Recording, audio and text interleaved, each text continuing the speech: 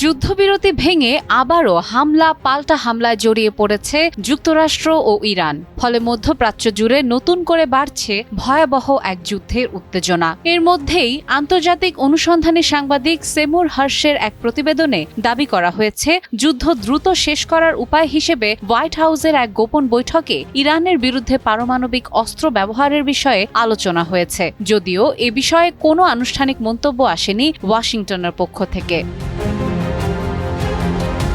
গেল এপ্রিলে কার্যকর হওয়া যুদ্ধবিরতি এখন প্রায় অচল অবস্থায়। সাম্প্রতিক হামলা পাল্টা হামলাকে যুদ্ধবিরতির পর সবচেয়ে বড় সামরিক উত্তেজনা হিসেবে দেখছেন আন্তর্জাতিক নিরাপত্তা বিশ্লেষকরা। তাদের মতে, পরিস্থিতি নিয়ন্ত্রণের বাইরে চলে গেলে পুরো মধ্য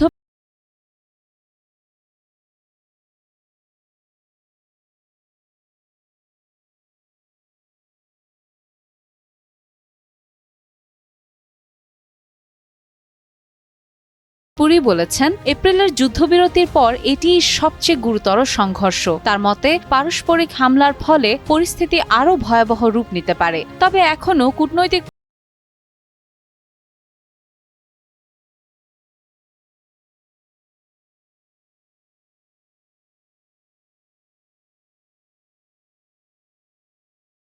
হামলা চালিয়েছে। কিছু হামলায় দেশটির রাডার স্থাপনাও লক্ষ্যবস্তু হয়েছে বলে স্বীকার করেছে ইরানের সামরিক বাহিনী আইআরজিসি। ওয়াশিংটনের দৃষ্টিতে এসব অভিযান ছিল ইরানের বিরুদ্ধে শাস্তিমূলক ব্যবস্থা। বিশেষ করে একটি মার্কিন অ্যাপাচি হেলিকপ্টার ভূপাতিত হওয়ার ঘটনাকে গুরুত্ব দিয়ে দেখা হচ্ছে।